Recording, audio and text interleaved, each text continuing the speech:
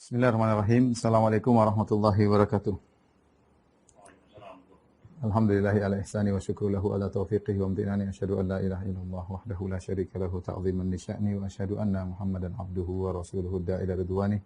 Allahumma salli alaihi wa ala alihi wa ashabihi wa ikhwani. Para ikhwan dan akhwat jamaah Masjid Astra yang dirahmati oleh Allah Subhanahu wa taala. Pada kesempatan pagi ini kita akan bahas tentang sosok yang sangat istimewa. Beliau adalah Abu Dzar Al-Ghifari radhiyallahu taala anhu. Sosok Abu Dzar Al-Ghifari dijadikan dalil oleh sebagian orang sebagai tokoh sosialis ya.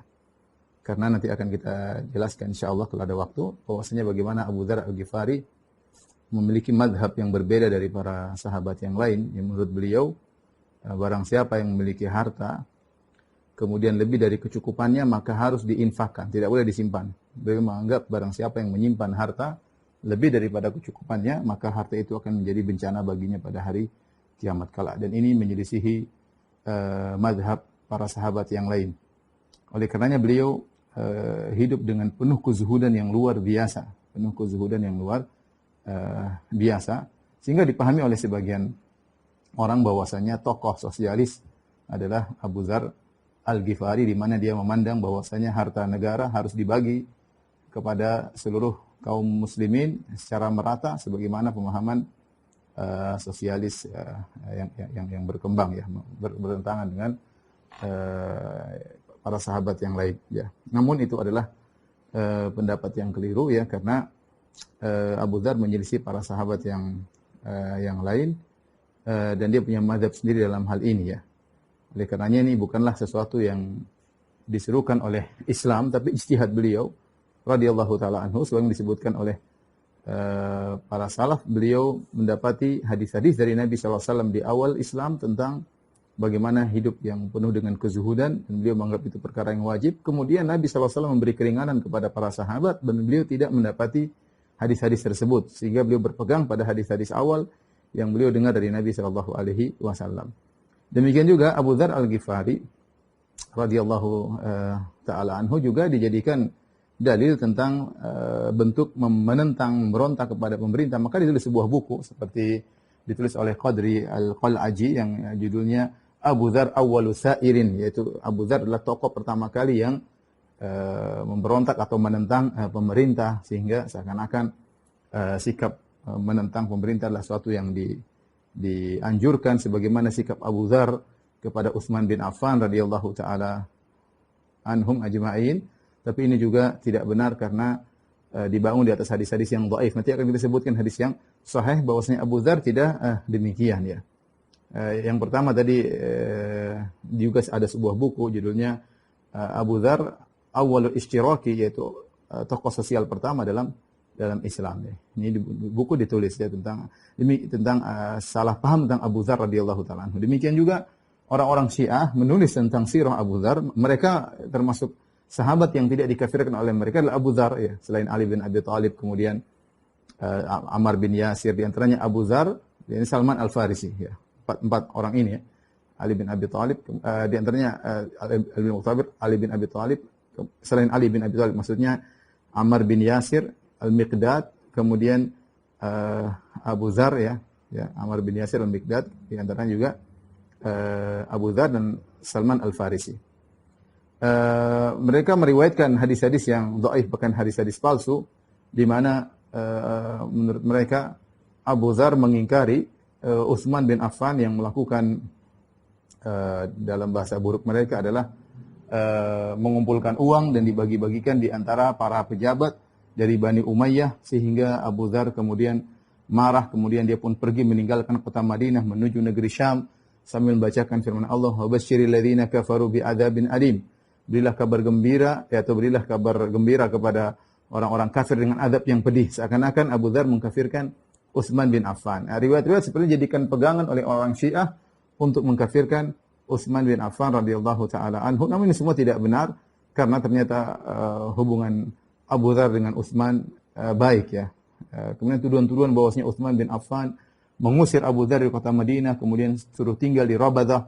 Ini semua adalah kedustaan yang disebarkan oleh orang Syiah. Jadi Abu Dzar ada 3 pemahaman yang keliru, dianggap sebagai tokoh sosialis, kemudian dianggap sebagai orang yang memberontak kepada atau melakukan penentangan kepada pemerintah, dan yang ketiga tadi dijadikan dalil oleh orang Syiah untuk mengkafirkan sebagian sahabat. Semua itu ada buku-buku yang menulis tentang hal tersebut, namun dibangun di atas dalil-dalil yang dhaif. Tentunya ketika kita berbicara tentang masalah sejarah seorang sahabat, ketika dikaitkan dengan akidah, maka harus dibangun di atas hadis-hadis yang sahih. Taib. Abu Dzar Al-Ghifari radhiyallahu taala anhu, ya. Namanya ada khilaf di kalangan para ulama, ada yang mengatakan namanya adalah Jundub bin Junadah, ada yang mengatakan Yazid bin Junadah, ada yang mengatakan Barir bin Junadah atau Barir bin Abdullah, ada yang mengatakan Jundub bin Sakan.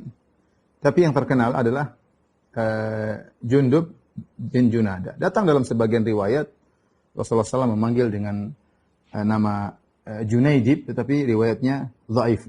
Tapi yang masyhur bahwasanya Abu Dzar Al-Ghifari namanya adalah Jundub bin Junadah.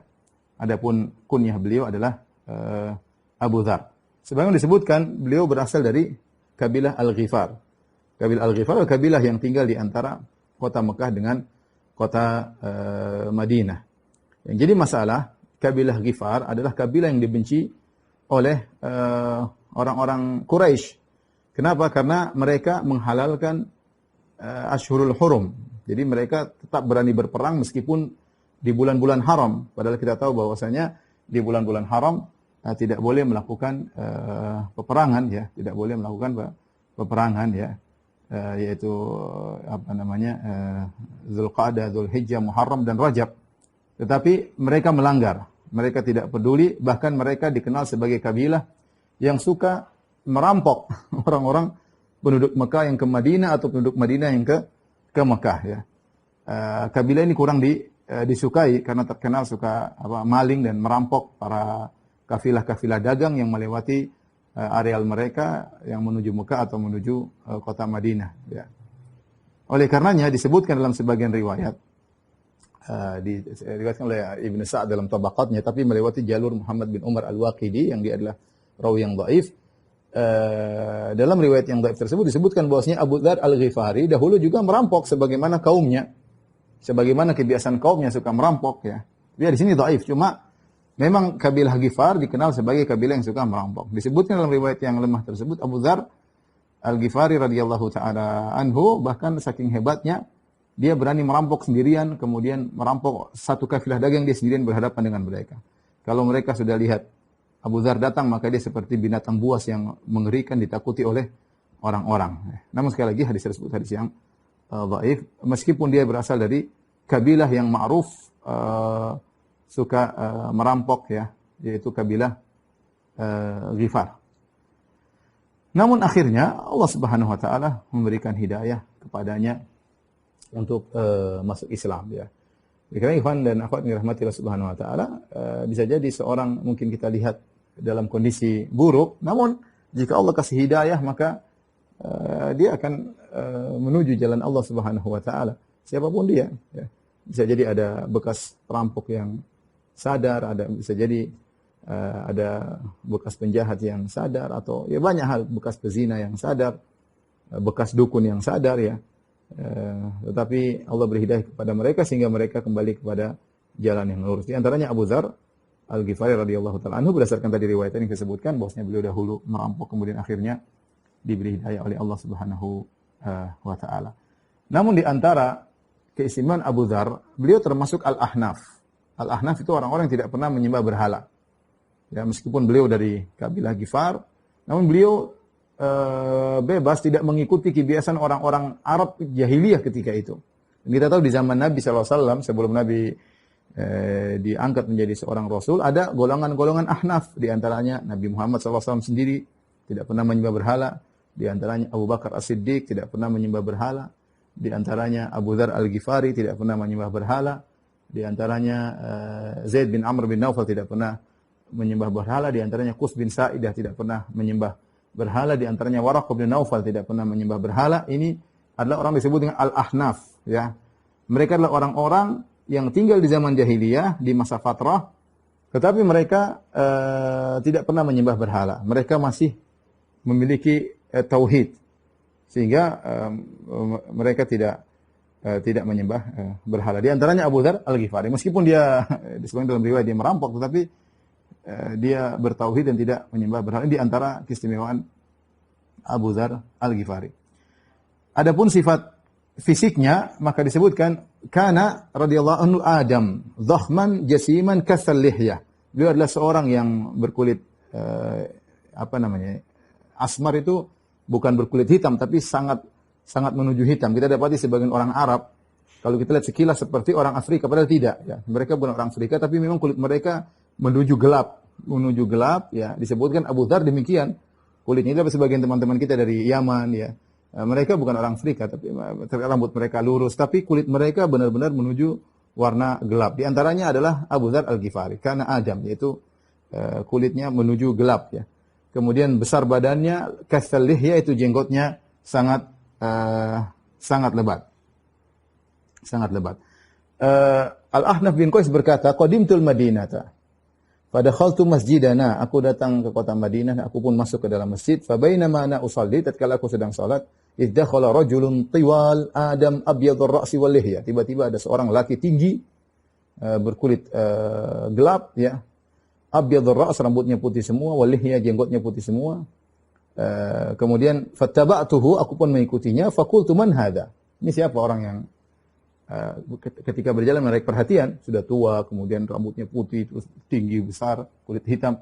Qalu Abu Dzar, itu adalah Abu Dzar radhiyallahu taala anhu, ya. Radhiyallahu taala anhu.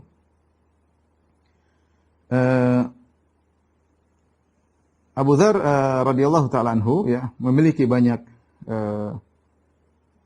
keutamaan. Nanti insyaallah akan kita singgung juga di kesempatan berikutnya, ya. Di antaranya beliau berjihad bersama Nabi sallallahu alaihi wasallam. Jadi beliau masuk Islam masih di awal-awal dakwah Nabi di kota Mekah, tapi kemudian Nabi menyuruh beliau untuk berdakwah di kampung beliau Al-Ghifar. Ya, maka beliau pun pergi ke Ghifar, kabilah Ghifar, kemudian beliau berdakwah dan beliau tidak kembali lagi ke Nabi, ya, karena beliau menunggu kaumnya. Kaumnya sebagian sudah beriman, setengahnya mengatakan tunggu, kami tidak mau beriman. Sampai Muhammad pergi ke Madinah. Karena Rasulullah mengatakan, saya akan berhijrah ke suatu daerah yang Zatun Nakhlah, yang memiliki banyak korma. Menurutku itu adalah Yasrib, adalah kota Madinah. Ya. Ya, nanti kalau saya di sana, kok silakan datangi aku.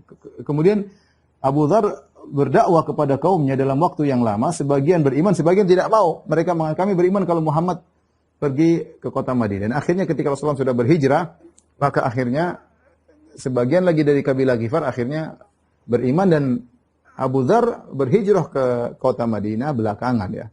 Belakangan, sehingga beliau tidak ikut dalam perang Badar, beliau tidak ikut dalam perang Uhud, beliau tidak ikut dalam perang Khandaq. Tapi perang-perang yang lain beliau ikuti. Di antara perang yang tidak beliau ikuti misalnya perang Dzatur Riqa dan perang Banil Mustalik. Kenapa beliau tidak ikut? Karena Rasulullah SAW menyuruh beliau mengganti beliau menjadi amir di kota Madinah. Adapun perang-perang yang lain beliau ikuti radhiyallahu taala anhu, ya. Di antaranya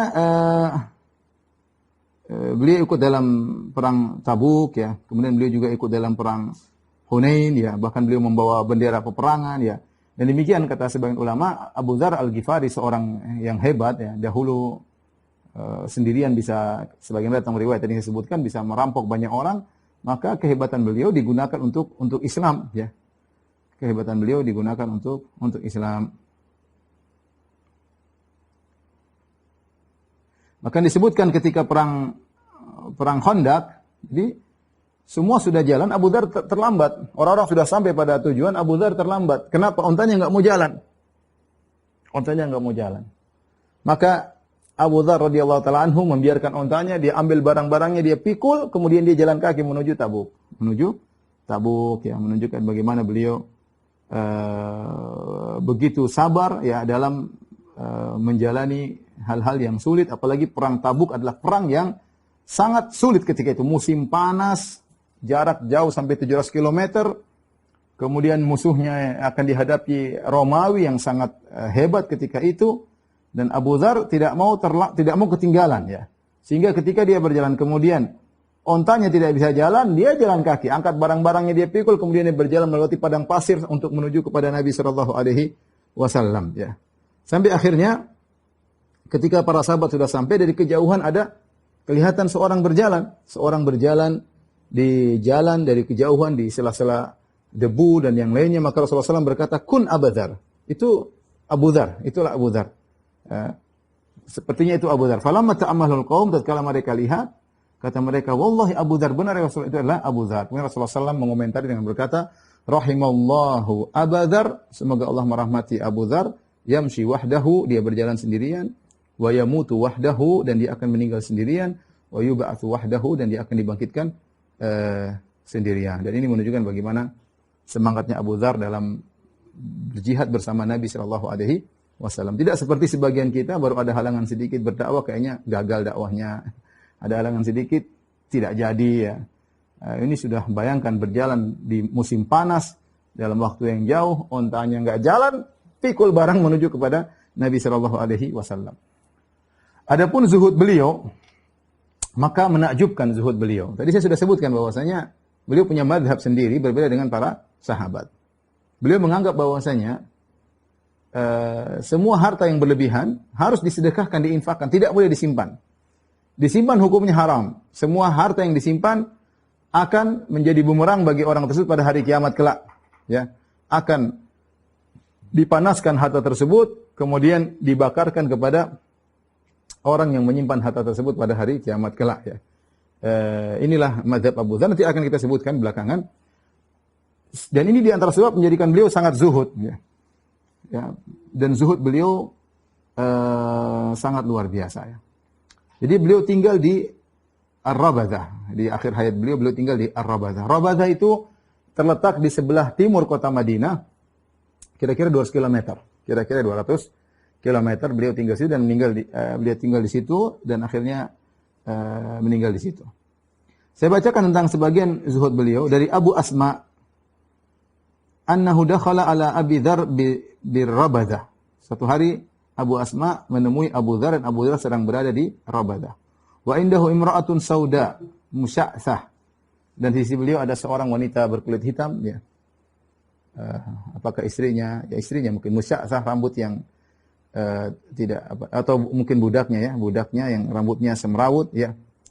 Sepertinya budaknya, laisa 'alaiha atharul majasid wal khuluq ya. Kemudian tidak ada keindahan di wanita tersebut ya. Kita tahu bahwasanya boleh seorang menggauli budak wanitanya, tapi budak wanita ini tidak ada hal yang menarik padanya ya. Itu tidak ada baju yang bagus, tidak ada bekas parfum, karena parfum wanita dahulu ada warnanya. Kemudian beliau berkata, "Ala tanzurun ma ta'muruna bihi?" Ya. Ma ta'muruni bihi. Tidakkah kalian melihat ya apa yang kalian mau perintahkan kepadaku?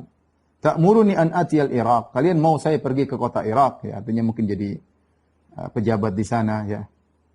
Kata Abu Dzar, "Fa idza ataituha malu alayya bidunyahum." Kalau saya tiba di Irak, orang-orang akan datang kepadaku dengan membawa dunia mereka.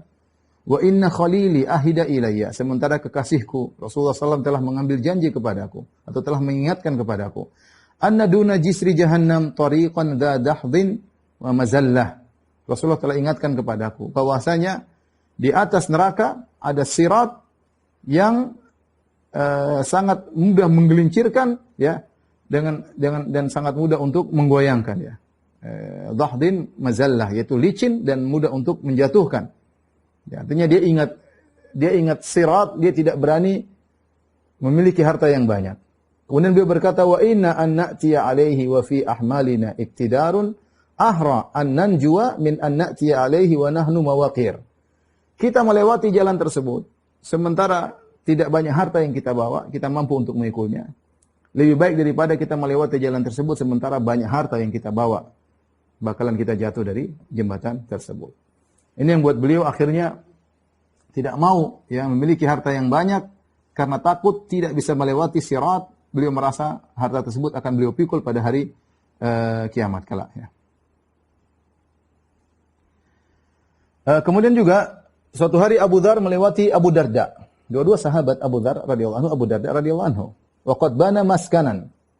Abu Darda membuat sebuah rumah. Faqala lahu Abu Dzar, maka Abu Dzar menegur Abu Darda, "Ma hadza? Apa-apaan ini Abu Darda?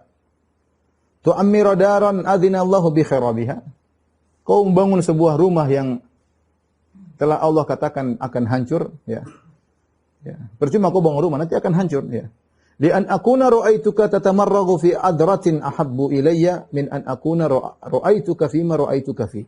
Aku lebih suka lihat kau wahai Abu Darda, kau tamarrag itu bergoyang-goyang di atas atau berlumuran dengan kotoran, lebih aku sukai daripada melihat engkau kondisimu sekarang bangun rumah. Jadi dia yang jadi masalah kata para ulama, Abu Darda punya mazhab sendiri. Mazhab tidak boleh nyimpan duit, dia boleh nyimpan emas, tetapi dia menegur yang lain. Dia ingin orang lain seperti dia. Dia ingin orang yang seperti dia. Jadi karena dia menganggap itu suatu kebenaran, dia ingin orang lain juga seperti dia. Tidak boleh pikirin dunia. Ya. Maka dia ngajak orang-orang untuk seperti dia. Makanya ketika melihat Abu Darda bikin rumah, dia tegur, ngapain kau bangun rumah? Mending kau berlumuran dengan kotoran, lebih baik daripada aku lihat kau sibuk bikin rumah, wahai Abu Darda. Kau bikin sesuatu yang akan hilang akan sirna dari bumi ini. Ya.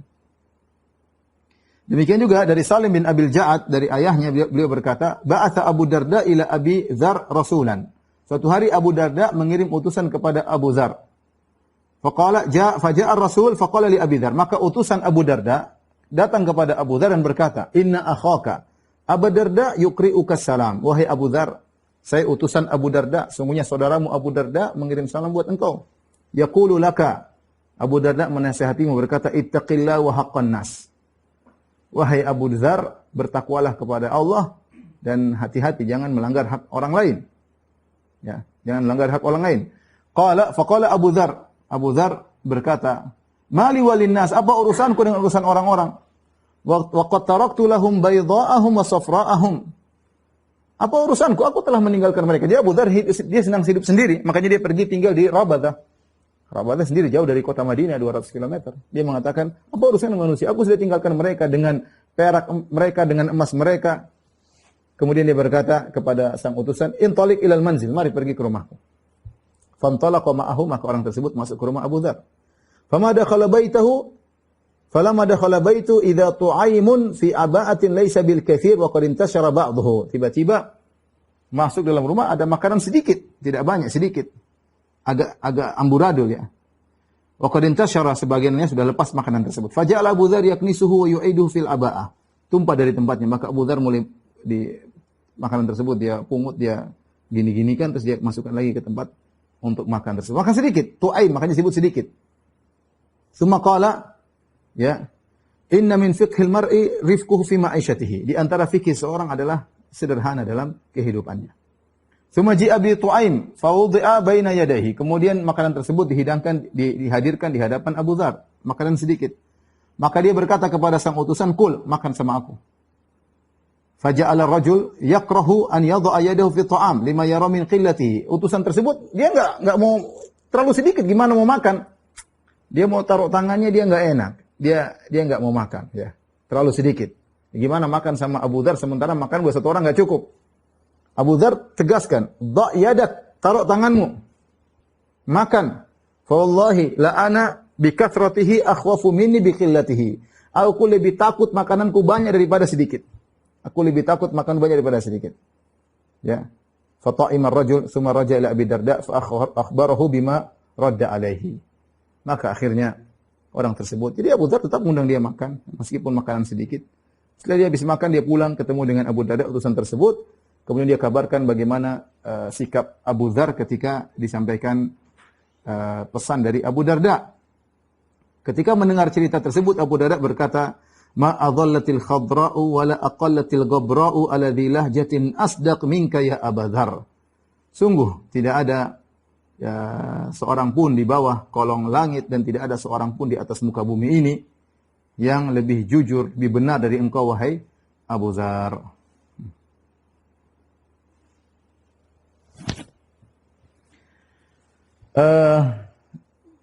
Abdullah bin Khiras berkata, "Ra'aitu Abu Dzar bir Rabadah wa indahu imra'atun lahu sahma atau syahba wa huwa fi midhallatin sauda, ya.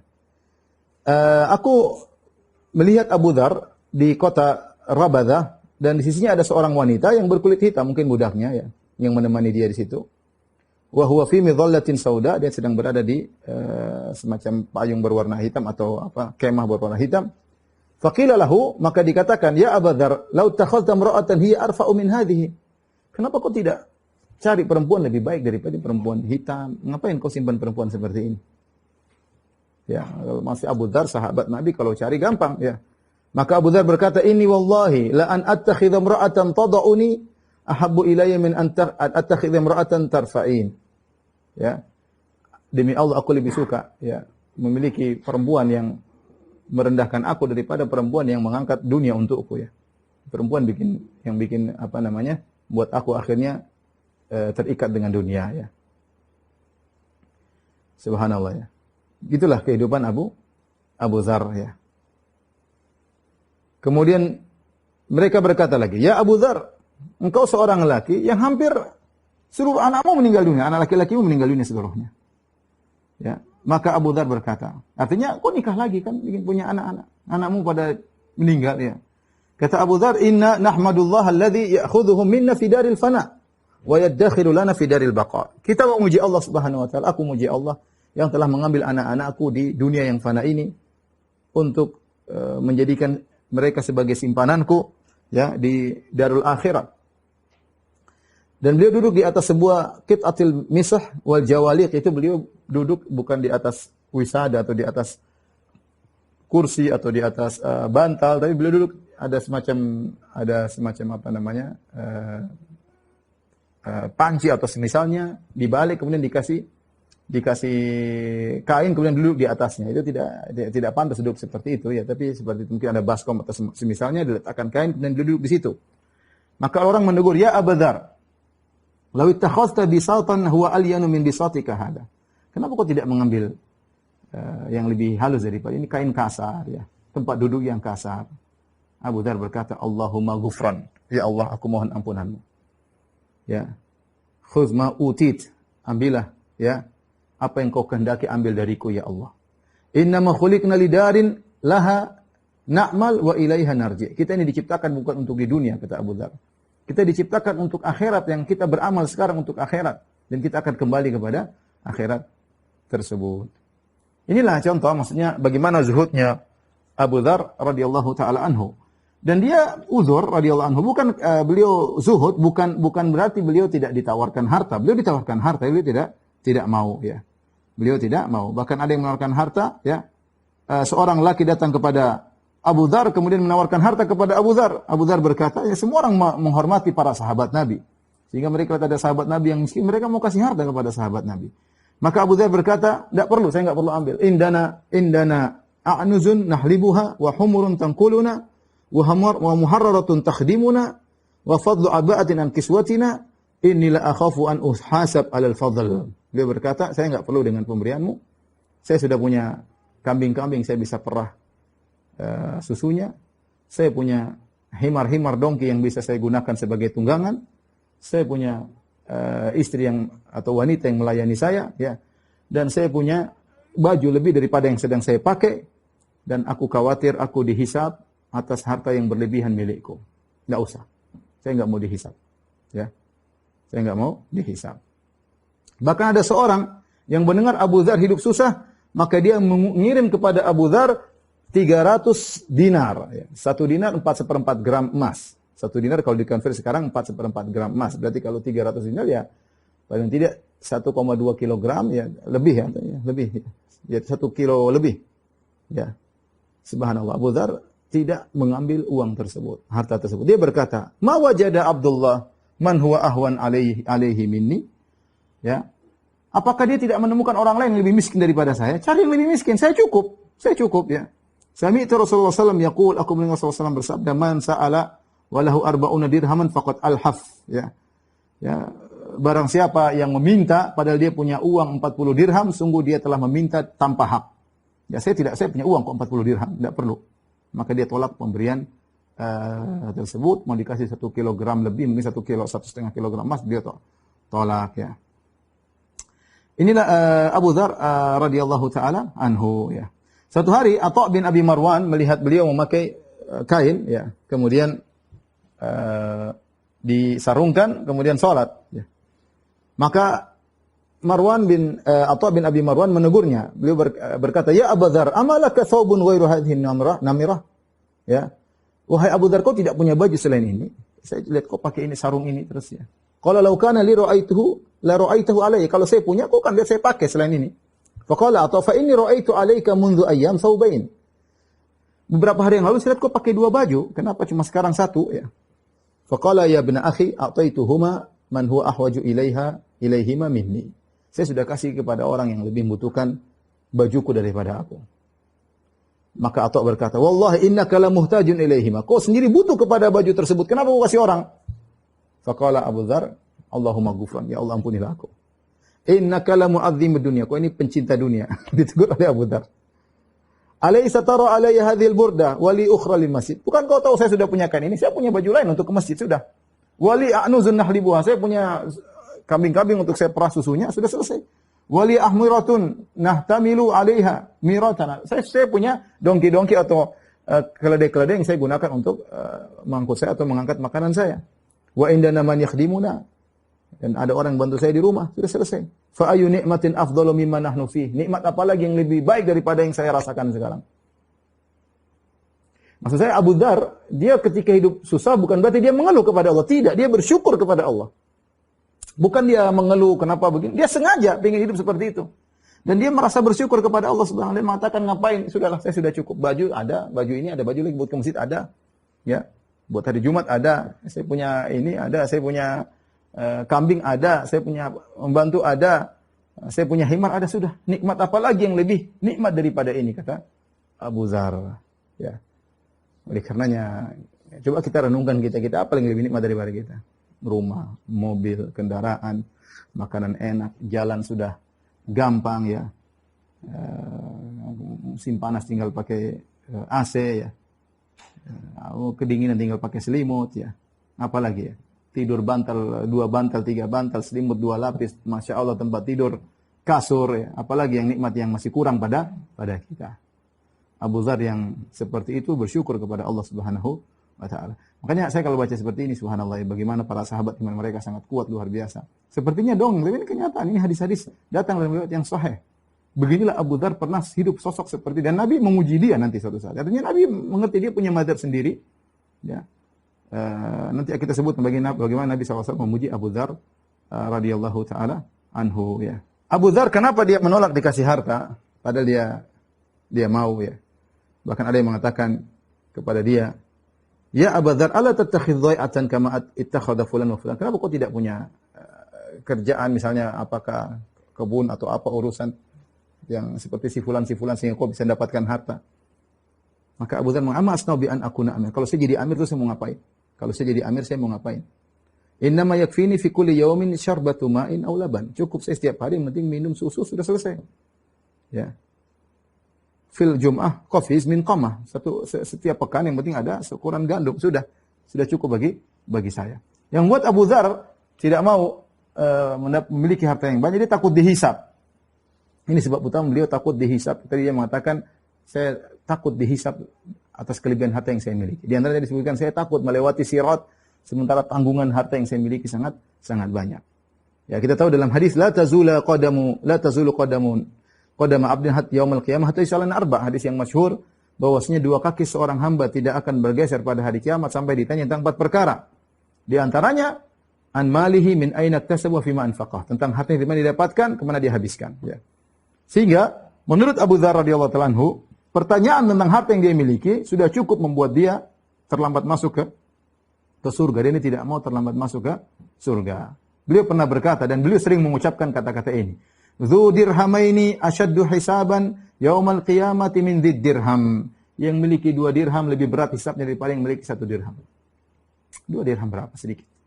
Ya, kalau gampangnya bilang, yang punya uang 20.000 lebih berat dihisab daripada punya uang 10.000 kalau bahasa kita. Kita kumpul uang santai aja, kayaknya gampang nanti hisab. Abu Dzar mikir, yang punya 2 dirham hisabnya lebih berat dari 1 dirham. Ini buat beliau zuhud, tidak mau punya harta berlebihan, pokoknya berlebihan langsung beliau infakkan. Punya baju kasih orang, ada orang lebih susah kasih. Ya. Beliau hanya hidup di dunia secukupnya ya. Makanya ketika beliau meninggal, ya, beliau tidak meninggalkan apa kecuali atanain wa himar, cuma meninggalkan 2 ekor keledai betina, kemudian himar 1 ekor keledai jantan, a'nuzan beberapa ekor kambing ya. Yang beliau kemudian tadi beberapa tunggangan ya, itu yang beliau tinggalkan. Tidak memiliki harta yang banyak, emas, perak, enggak ada ya, enggak ada. Dari Aun bin Abdullah bin Utbah bin Mas'ud radhiyallahu anhu ya, qala kasa Abu Dzar burdain fattazara bi ahadihima wartada bi syamlah wa kasa ahadahuma gulamahu. Jadi Abu Dzar memiliki 2 burda, yaitu kain yang bagus ya, kemudian dia pakaikan satu untuk dijadikan sarung. Padahal itu bisa pakai, kalau satu dipakai, satu taruh jadi atasan, jadi indah bajunya ya. Ini dua kain ini bagus. Tetapi apa yang dilakukan? Dia yang pakaian yang bagus 2 tersebut, satu dia pakai, kemudian atasan dia tidak pakai kain yang bagus tadi. Dia kasih ke budaknya. Budaknya suruh pakai, dia pakai kain biasa untuk sebagai ridaknya. Kemudian dia pun keluar menuju masyarakat. Orang-orang protes kepada dia. Lau kunta labistahuma jami'an kana ajmal. Kalau kau pakai dua-duanya, mungkin lebih bagus Abu Dzar. Kata Abu Dzar, ajal, benar kalau saya pakai dua-duanya saya lebih bagus ya. Walakinni sami'tu Rasulullah SAW yaqul, tapi aku mendengar Rasulullah SAW bersabda, at'imuhum mimma ta'kulun wa albisuhum mimma taksibun. Mimma taksun. Berilah makan kepada mereka, yaitu budak-budak kalian, apa yang kalian makan. Dan berilah pakaian kepada mereka, budak-budak kalian, apa yang kalian pakai. Memang lebih bagus, tapi saya jalankan hadis Nabi. Saya pernah dengar Nabi ngomong demikian. Siapa di antara kita yang seperti ini? Pakaikan bantu kita dengan baju kita, ya. Pakaikan supir kita dengan baju kita, ya. Tentu tidak ada di zaman sekarang, ya. Tapi ini pernah dipraktikkan oleh Abu Dzar radhiyallahu ta'ala. Tidak lain karena dunia tidak ada nilainya di sisi Abu Dzar radhiyallahu ta'ala anhu. Dan Abu Dzar radhiyallahu anhu adalah seorang yang alim. Ya, makanya beliau adalah seorang mufti, tempat bertanya di zaman Abu Bakar, di zaman Umar, dan juga di zaman Utsman radhiyallahu ta'ala anhu. Orang-orang mengakui ilmunya karena beliau termasuk awal-awal yang masuk Islam dan beliau memiliki ilmu. Tetapi ilmu beliau tentu saja ada kekurangannya, tidak ada yang sempurna. Oleh karenanya disebutkan tadi Abu Dzar radhiyallahu taala anhu ya mendengar sebagian hadis Nabi tentang zuhud sehingga beliau memahami tentang wajibnya zuhud ya. Sementara setelah itu Rasulullah memberi keringanan kepada para sahabat tentang bolehnya menyimpan harta, yang penting sudah dibayarkan zakatnya, yang penting haknya sudah ditunaikan, maka tidak mengapa menyimpan harta kalau ada maslahatnya. Beliau tidak mendapati hadis-hadis belakangan ya. Karena namanya sahabat tidak selalu bermajelis dengan Nabi SAW. Sehingga apa yang pernah beliau dengar, beliau jadi pegangan. Dan beliau menganggap itu yang benar. Sementara para sahabat mendapati hadis-hadis yang lain yang mungkin mereka pahami, tidak jadi masalah seorang menyimpan harta selama zakatnya ditunaikan. Beliau meriwayatkan, kata Zahabi, 200 hadis ya. 281 hadis. Di antaranya 12 hadis yang diriwayatkan dalam Sahih Bukhari dan Muslim. Kemudian ada 2 hadis diriwayatkan oleh Bukhari saja dan 19 hadis diriwayatkan oleh Muslim saja ya. Jadi total hadis yang diriwayatkan oleh Abu Dzar sekitar 281 hadis. Tapi kita akan bahas tentang bagaimana Islamnya Abu Dzar. Perhatikan bagaimana Islamnya. Abu Dzar bercerita tentang dirinya sendiri bagaimana dia Islam. Ya. Kita sebutkan tadi dia dari kabilah Ghifar, kabilah yang keras ya, yang tegas ya. Makanya Abu Dzar ini orang yang tegas, keras, apalagi kabilah itu terkenal suka ngerampok ya. Tidak ada basa-basi, tegas, tidak ada basa-basi. Itu kabilahnya Al-Ghifar. Abu Dzar bercerita ya, kharajna min qaumina Ghifar wa kanu yuhilluna asy-syahrul haram. Kami keluar dari kaum kami, yaitu kaum kabilah Ghifar, dan mereka adalah kaum yang menghalalkan syahrul haram. Syahrul haram tidak boleh terjadi peperangan kalau mereka nggak ada masalah. Mau perang di bulan-bulan haram nggak jadi masalah. Padahal ini suatu kode etik yang telah disepakati oleh orang jahiliyah. Bahkan sebelum Nabi diutus menjadi seorang Nabi. Semua orang sudah sepakat bahwasanya Asyurul Hurum itu harus dihormati, tidak boleh berperang di bulan-bulan tersebut. Ya. Kalau mau berperang tunggu setelah bulan-bulan haram tersebut. Tetapi kabilah Ghifar Karena mereka kerjanya merampok, mereka nggak ada masalah. Mau bulan haram, bulan apa, Muharram, ya mereka tetap merampok, nggak ada masalah. Fa kharajtu ana wa akhi Unais wa ummuna. Maka keluarlah kami dari kampung kami, saya dan saudara saya Unais dan ibunda kami, bertiga. Fa nazalna ala khalin lana. Maka kami pun mampir di rumah paman kami. Khal yaitu maksudnya saudara ibu. Khal, saudara ibu kami. Fa akramana khaluna wa ahsana ilaina. Maka paman kami tersebut memuliakan kami, memberi makan kepada kami. Fa hasadana qaumuhu. Akhirnya kaumnya hasad kepada kami. Dia cerita ketika dia masih jahiliyah, dia belum masuk Islam. Kaum dari omku atau dari pamanku hasad kepada kami. Maka mereka bikin kebohongan isu kepada paman kami. Mereka berkata, "Innaka idza kharajta an ahlika khalafa ilaihim Unais." Wahai fulan, kalau kau keluar meninggalkan rumahmu, itu ponakanmu itu ganggu istrimu. Ponakanmu ganggu istrimu. Ya akhirnya pamannya, ya namanya orang Arab punya kecemburuan yang sangat tinggi. Faja'a khaluna fanatha alaina alladhi qila lahu, ya. Akhirnya ya paman kami datang kemudian dia ceritakan kepada kami apa yang isu yang dia dengar, ya. Akhirnya Abu Dzar marah. Abu Dzar berkata, "Ama ma madha min ma'rufika faqad kaddartahu." Wahai Om, kau telah berbuat baik kepada kami. Tapi gara-gara omonganmu ini menuduh kami bahwasanya si Unais saudaraku mendatangi istrimu, ya kau telah merusak kebaikanmu. Wala jima'alaka fima ba'd. Saya tidak akan berkumpul lagi dengan engkau selama-lamanya. Ini maksud saya ya, bagaimana sikap Abu Dzar yang orangnya tegas. Tegas, serius, tidak ada basa-basi. Ini omnya sendiri. Tapi om nuduh saya macam-macam. Omnya sudah, kita nggak ada ketemu lagi. Assalamualaikum, gampangannya begitu. Ya. Faqarrabna sirmatana fahtamalana 'alaiha. Kami pun segera pergi membawa tunggangan-tunggangan kami. Kemudian kami naik pergi. Wa taghatta khaluna thawbahu faja'ala yabki. Om kami pun menyesal, ya. Dia pun menutup wajahnya dengan bajunya kemudian dia menangis dan kami tidak peduli. Fantalaqna hatta nazalna bi hadrati Makkah. Kami pun berjalan terus meninggalkan Ghifar sampai kami tiba di pinggiran kota Makkah.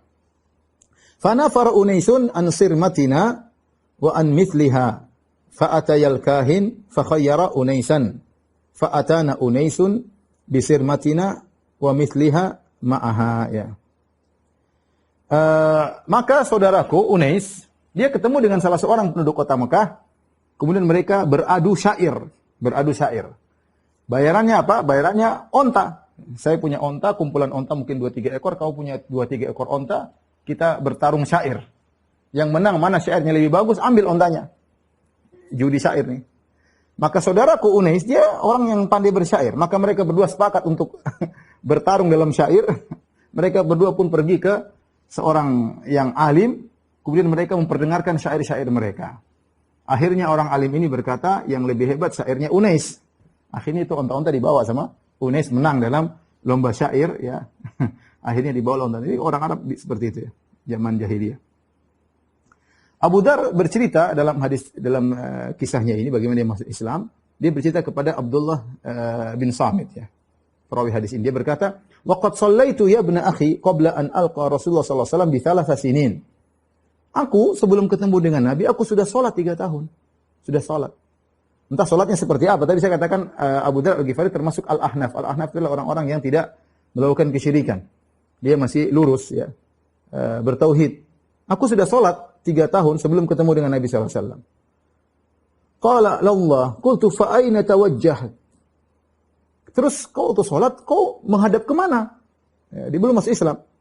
Qala atawajjahu haitsu yuwajjuhini Rabbi. Aku berhadap kemanapun Allah arahkan aku. Yang penting aku sholat. Entah sholatnya bagaimana, pokoknya menghadap kemana, pokoknya pakai firasat dia ingin menyembah Allah Subhanahu Wa Taala tanpa syariat. Dia belum masuk Islam, tapi dia tidak mau menyembah berhala. Kemudian usolli asya'an hatta idza kana min akhiril lail ulqitu ka'anni khafa hatta ta'luni syams. Aku salat, ya, salat Isya, ya, terus aku salat sampai di akhir malam. Salat terus beribadah kepada Tuhan sampai aku kemudian ketiduran, kelelahan dan aku tidak bangun kecuali terik matahari. Begitu kegiatanku. Kalau mau salat sudah, ya, salat sampai akhir malam, subuh bablas sampai siang kena terik matahari maka aku terbangun. Saudaraku Unais berkata, wahai Abu Dzar, sungguhnya saya punya keperluan di Mekah. Fakfini, tolong kau di sini tunggu jaga hewan-hewan yang jaga onta-onta, himar-himar kita ya. Maka Unais pun pergi hatta ata Makkah. Ya. Dia pun pergi masuk ke dalam kota Mekah, farasa alayya, ternyata dia terlambat pulang. Ditunggu-tunggu enggak datang-datang. Kemudian dia pun datang, aku pun bertanya, "Ma sonat, apa yang kau lakukan? Kenapa terlambat?" Qala laqitu rajulan bi Makkah ala dinik. Aku ketemu seorang di Mekah, maksudnya Rasulullah. Dia seperti kamu, ada salatnya, ada begini-begininya ya. Yaz'amu anna Allah arsalahu. Tapi dia bilang dia diutus sama Allah. Qultu, fama yaqulun nas? Apa yang dibilang orang-orang tentang orang ini? Qala yaquluna syair. Mereka bilang orang itu penyair, kahin, dukun, sahir, penyihir. Kita sudah katakan tadi Unais adalah seorang ahli syair. Unais mengomentari, laqad sami'tu qaulal kahana, fama huwa biqaulin. Aku sudah mendengar perkataan-perkataan dukun. Itu orang itu ngomongnya bukan perkataan dukun. Dia tidak bikin mantra-mantra, kemudian ruqyah-ruqyah, enggak ya. Jampi-jampi enggak. Walaqad wada'tu qaulahu ala aqra'is syi'r, falam yalta'im ala lisani ahadin ba'di annahu syi'run. Saya juga sudah timbang perkataan dia, saya taruh dibandingkan dengan syair-syair yang saya tahu bagaimana ada wazan-wazannya. Apa yang diucapkan orang tersebut bukan syair. Bukan syair. Kenapa mereka nuduh dia syair? Kenapa mereka nuduh dia dukun? Unais bilang aneh ya. Ya. Tidak cocok. Wallahi innahu la sadiq wa innahum lakathibun. Kata Unais, saudaranya Abu Dzar, demi Allah itu orang benar. Mereka yang tuduh dia syair atau dukun, mereka yang berdusta. Mereka yang berdusta. Abu Dzar penasaran. Qultu faqfini hatta adhhaba fa'anzur. Kau sekarang gantian, kau di sini, saya mau pergi lihat. Mau masuk lihat orang tersebut. Abu Dzar pun masuk dalam kota Makkah. Fa'ataitu Makkah. Nah, dia tahu bahwasanya lelaki ini bermasalah, maksudnya Muhammad SAW bermasalah. Fatada'aftu rajulan minhum. Saya mulai cari-cari orang yang karena bahaya kalau ada orang ketahuan ngikuti agama dia mungkin dipukulin. Abu Dzar sudah dengar, sudah tahu akan tersebut. Maka dia cari orang yang paling lemah untuk dia tanya. Cari informasi di mana sih laki-laki tersebut, maksudnya di mana Muhammad. Saya pun cari-cari orang yang lemah dari penduduk Mekah, saya ketemu ada orang lemah. Maka saya berkata, "Aina hadzal ladzi tad'unahu sabi'?" Fulan, ini orang mungkin kurus, krempeng. Fulan, mohon maaf. Mana orang yang kalian tuduh dia sebagai sabi', orang yang keluar dari adat nenek moyangnya? Orang itu lihat aku, langsung bilang, "Ada sabi', ini pengikut Muhammad, ini pengikut Muhammad." Dia teriak keras-keras, "Famala alayya ahlul wadi bikulli madra." Orang-orang pun datang, semua yang ada di Mekah datang yang ketemu Abu Dzar, kemudian mereka ngambil batu, ngambil pasir apa mereka lemparkan kepada Abu Dzar. Gara-gara dituduh ikut Nabi Muhammad SAW. Wa azum, bahkan tulang dilemparkan kepadaku hatta kharartu maksyian, sampai aku pun jatuh pingsan maksyian alayya. Dilempar dengan batu, dengan kerikil, dengan tulang. Subhanallah. Bagaimana kita hidup di zaman Nabi SAW. Banyak sebagian orang mengatakan, coba saya hidup di zaman Nabi. Oh, gimana saya hidup di zaman Nabi? Mungkin jadi munafik. Mungkin jadi orang munafik. Mungkin jadi pengikut Abu Jahal. Mungkin jadi pengikut Abu Lahab. Bayangkan Abu Dzar belum bilang saya mau Islam, baru mau cari informasi tentang Muhammad, sudah dilemparin. Sallallahu alaihi wasallam dilemparin dengan tulang, dengan batu, dengan kerikil sampai pingsan. Fartafa'tu hina irtafa'tu ka'anni nusubun ahmar. Ketika aku sadar, aku berdiri seakan-akan aku adalah batu yang berwarna merah, yaitu darah di mana-mana. Abu Dzar orangnya jagoan, dia kuat. Fa'ataitu Zamzam faghasaltu anni dima. Aku pun pergi ke sumur Zamzam, aku ambil air Zamzam, aku bersihkan darahku. Wa syaribtu min ma'iha, kemudian aku minum air Zamzam. Wa laqad labithtu 30 baina yaumin wa laila. Aku tinggal kira-kira 30 hari ya, di situ. Maka nali ta'amun illa ma'u Zamzam. Aku tidak punya makanan, enggak ada yang aku kenal. Mau nanya-nanya takut dipukulin lagi. Aku tidak punya makanan kecuali air Zamzam. Fasamintu, tapi aku minum air Zamzam, aku pun gemuk. Hatta takassarat ukanu batni, sampai perutku terlipat gara-gara minum air Zamzam ya, bukan gara-gara nasi tapi gara-gara air Zamzam. Wa ma wajadtu ala kabidi sukhfatu ju'in, sama sekali aku tidak merasa lapar. Kata dia, fa bainama ahlu Makkah fi lailatin qarma idhyan ya. Ketika suatu hari di malam hari ya. Ketika malam tersebut malam rembulan purnama, kemudian langit lagi cerah, tidak ada awan yang menutup langit ya. Idh-dhuriba ala asmikhatihim, orang-orang pada tidur pulas penduduk Mekah. Entah jam berapa, mungkin jam 2, jam 3, pokoknya di malam hari. Fama yatufu bil baiti ahadun, tidak seorang pun yang tawaf di Ka'bah ketika itu. Orang semua lagi pada tidur. Wa imra'ataini minhum tad'uwani isafan wa na'ilah. Tapi ada dua orang wanita yang sedang tawaf.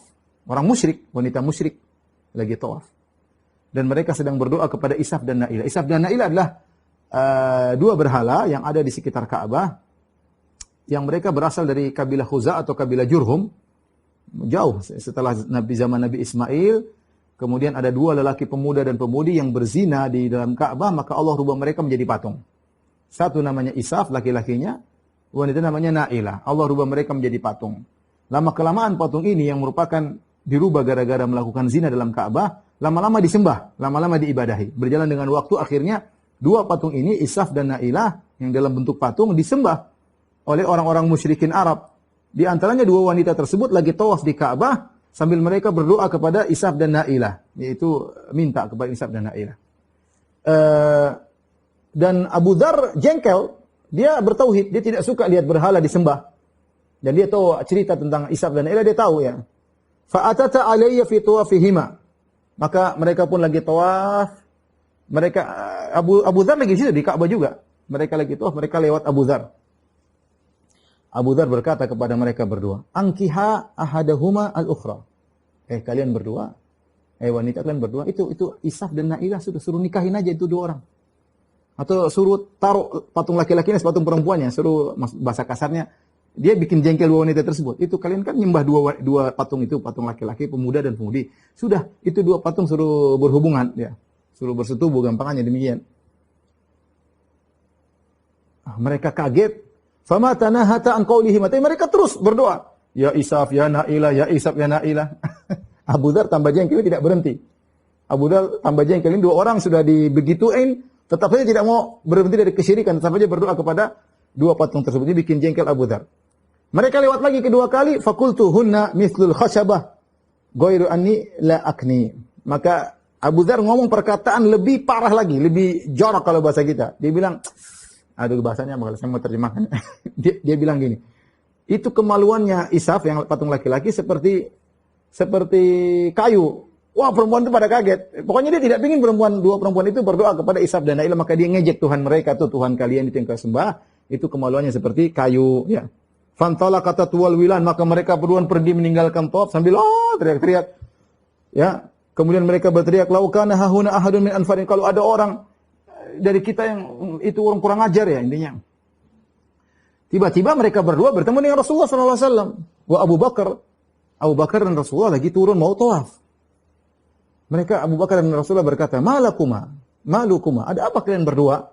Qalata, kedua wanita ini berkata, sabi bainal Ka'bah wa astariha. Itu ada orang sabi, tidak suka dengan berhala, ya. Ada di sekitar Ka'bah, di kain Ka'bah. Qala ma qala lakuma, apa yang dia katakan kepada kalian berdua? Qala ta innahu qala lana kalimatun tamla'ul fam. Itu laki-laki ngomong sesuatu yang tidak pantas untuk kita ucapkan. Jadi Abu Dzar ngomong tentang kemaluannya patung Isaf, ya. Maka Nabi SAW pun datang. Rasulullah SAW kemudian mengusap Hajar Aswad. Kemudian dia pun tawaf bersama Abu Bakar. Kemudian Rasulullah SAW salat. Setelah Rasulullah SAW salat, maka aku datang menemui Nabi. Dan aku berkata, Assalamualaikum. Assalamualaikum ya Rasulullah. Subhanallah, Rasulullah kaget. Ini orang siapa? Rasulullah tidak kenal. Rasulullah jawab, Wa'alaika rahmatullah. Rasulullah bertanya, Man anta? Siapa engkau? Qultu min Ghifar. Kata Abu Dzar, aku dari kabilah Ghifar. Kabilah Ghifar terkenal tukang rampok, menjengkelkan orang-orang Quraisy. Fa'ahwa biyadi fa'udha asabi ala jabhati. Rasulullah begini. Kata para ulama, Rasulullah mikir ini orang dari Ghifar, kabilah tukang rampok, kok bisa masuk Islam, gimana ceritanya? Maksudnya sebagian ulama menafsirkan, Rasulullah saya begini mikir, renungkan. Ini orang bagaimana sih dari kabilah Ghifar tukang rampok, kok bisa masuk Islam, kok bisa lolos di Mekah? Kalau dia masuk mungkin sudah dihadang sama orang Mekah. Ini kok bisa masuk di Masjidil Haram? Nabi sambil mikir gini, aku berkata dalam diriku, kata Abu Dzar Al-Ghifari, kariha anni intamaitu ila Ghifar. Kayaknya Nabi enggak suka saya Al-Ghifari, kayaknya enggak suka. Tapi Nabi tidak komentar, Nabi cuma begini aja. Kayak mikir gitu. Fadhahabtu akhudhu biyadihi. Ya. Faqada'ani, ya. Ya, aku pun ingin mengambil sahibuhu, maka aku pun ingin mengambil tangan Nabi, maka Abu Bakar larang, jangan, enggak usah. Ya. Wa kana a'lamu bihi minni. Itu dia lebih tahu daripada aku, ya Abu Bakar. Tsumma rafa'a ra'sahu. Rasulullah begini, kemudian Rasulullah SAW angkat wajahnya, Rasulullah berkata, "Mata kunta hahuna? Sejak kapan kau di sini?" Wahai Abu Dzar. Kuntu hahuna mundu 30 baina lailah wa yaum. Saya sudah di sini 30 hari ya Rasulullah. Faman kana yut'imuka? Rasulullah mikir, kamu dari kabilah Ghifar, musuhnya orang-orang Quraisy, masuk Islam lagi, bikin masalah. Enggak masuk Islam aja mungkin dibunuh sama orang Quraisy, apalagi masuk Islam. Bikin masalah ya. Terus siapa yang kasih makan kamu? Faman kana yut'imuka? Siapa yang kasih makan kamu selama ini? Aku menjawab, "Makana li ta'amun illa ma'u Zamzam." Aku tidak punya makanan kecuali air Zamzam. Fasamintu hatta takassarat ukanu batni. Aku pun jadi gemuk sampai perutku berlipat-lipat. Wa ma ajidu ala kabidi sukhfatu ju'in. Aku tidak merasakan lapar sama sekali. Rasulullah berkomentar, "Innaha mubarakatun." Sungguhnya air Zamzam air yang berkah.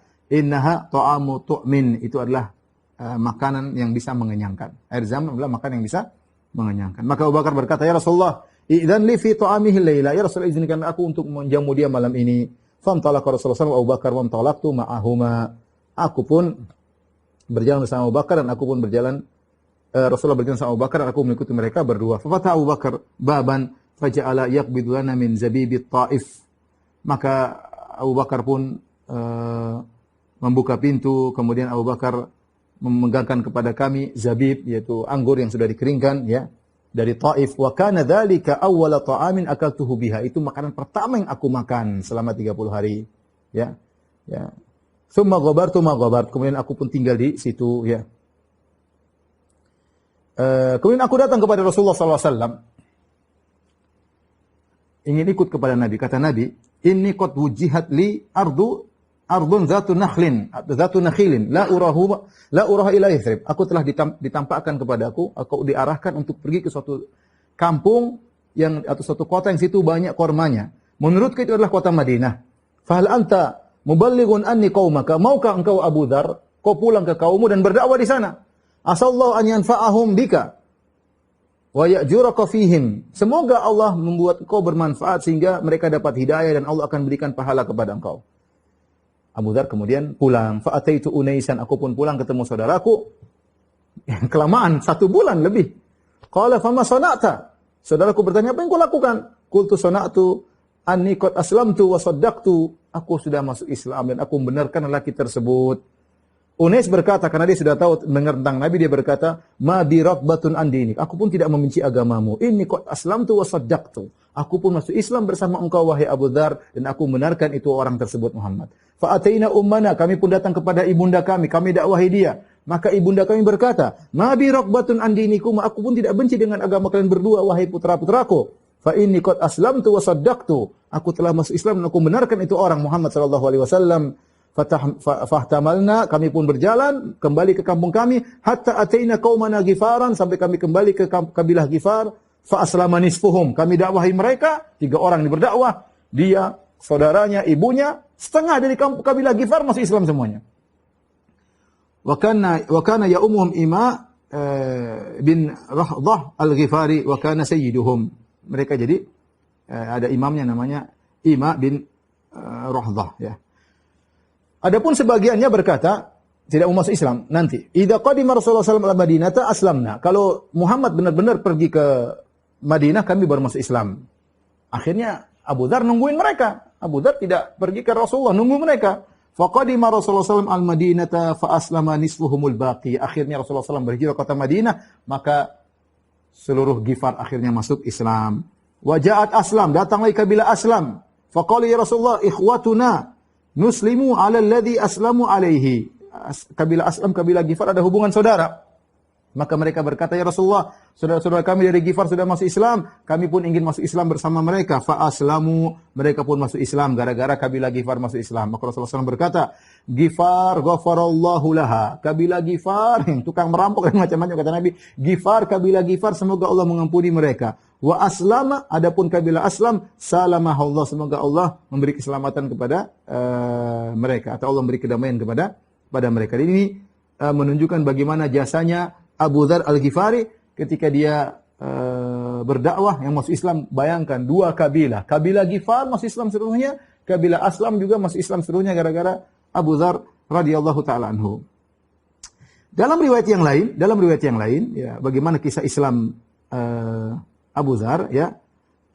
Abu Dzar ketika mendengar tentang diutusnya Rasulullah SAW, Abu Dzar berkata kepada saudaranya Unais, "Irkab ila hadzal wadi, fa'lim li ilma hadzal rajul alladhi yaz'umu annahu ya'ti al-khabaru minas sama'." Kata Abu Dzar, "Wahai Unais, pergilah kau ke dalam kota Mekah, cari kabar tentang itu orang yang ngaku-ngaku dia telah mendapat kabar dari langit." Jadi maksudnya Allah di langit diturunkan kabar kepada wahyu kepada Nabi Muhammad SAW. Jadi dia cari kabar tentang orang itu yang menyangka bahwasanya kabar dari langit telah datang kepada dia. Ya. Intinya akhirnya saudaranya pergi, kemudian dia balik, dia berkata, "Ra'aituhu ya'muru bimakarimil akhlaq wa kalaman ma huwa bisyair." Aku melihat dia menyuruh kepada akhlak yang mulia, dan dia telah berbicara dengan Al-Qur'an, suatu ucapan yang itu bukan syair. Ya. Intinya kemudian Abu Dzar berkata, "Ma syafaitani fima aradtu fatazawwad wa hamala syanna." Kau tidak cukup, saya ingin pergi sendiri. Akhirnya dia pergi masuk kota Mekah sebagaimana tadi telah kita jelaskan. Akhirnya ketemu Rasulullah sallallahu alaihi wasallam. Dalam suatu malam Abu Dzar di Masjidil Haram, kemudian datang Ali bin Abi Thalib, ya. Datang Ali bin Abi Thalib. Ali bin Abi Thalib datang lihat ada orang asing di dalam Ka'bah atau di Masjidil Haram. Maka Ali tahu ini orang gharib, orang yang asing. Tatkala Ali melihatnya, maka Ali ikuti. Ya, mereka berdua saling melihat. Kemudian mereka tidak saling bertanya, ya, karena sama-sama khawatir ini siapa itu siapa. Ya. Sampai pagi hari. Ya. Kemudian sampai hari kedua, sampai hari ketiga. Ya. Sampai akhirnya setelah 3 hari baru mereka saling bertanya-tanya. Akhirnya Ali tahu bahwasanya ini Abu Dzar ingin ketemu dengan Rasulullah Sallallahu Alaihi Wasallam. Intinya setelah Abu Dzar masuk Islam, kemudian Abu Dzar dikatakan oleh Nabi SAW tadi, "Irji ila qaumik fa akhbirhum hatta ya'tiyaka amri." Pulanglah kau Abu Dzar ke Ghifar, berdakwahlah sampai datang perintahku kepadamu. Kalau suruh ke sini maka ke sini. Tapi Abu Dzar ternyata tidak diam. Maka dia berkata, "Walladzi nafsi biyadihi la asrukhanna biha baina dhahranaihim." Demi Allah yang jiwaku berada di tangannya, aku akan teriak di hadapan mereka orang-orang Quraisy. Padahal Rasulullah bilang, jangan banyak teriak, sudah pulang ke rumah sana berdakwah. Tapi dia tidak peduli. Hatta atal masjid, maka dia pun datang ke Masjid Haram. Mungkin siang hari dia teriak. Dengan suaranya yang paling keras, dia berkata, "Asyhadu an la ilaha illallah wa anna Muhammadan Rasulullah." Aku bersaksi tidak sembahyang yang berhak disembah kecuali Allah dan Muhammad adalah utusan Allah. Wa saral qaumu fadarabu hatta abja'uhu. Mereka pun datang, mereka pukul dia sampai dia pun terkapar. Abu Dzar radhiyallahu taala anhu. Kemudian datang Al-Abbas. Al-Abbas selamatkan dia. Abbas mengatakan kepada orang Quraisy, "Wailakum, kalian tahu ini dari Ghifar, hati-hati. Kalau kalian celakakan dia, nanti kalian lewat di Ghifar, kalian akan diganggu perdagangan kalian." Baik, demikian saja kajian kita kepada para jamaah Masjid Asy-Syafi'i rahmatullah subhanahu wa taala. Insyaallah kita lanjutkan pada pertemuan pekan depan. Kurang lebihnya saya mohon maaf. Wabillahi taufiq wal hidayah. Assalamualaikum warahmatullahi wabarakatuh.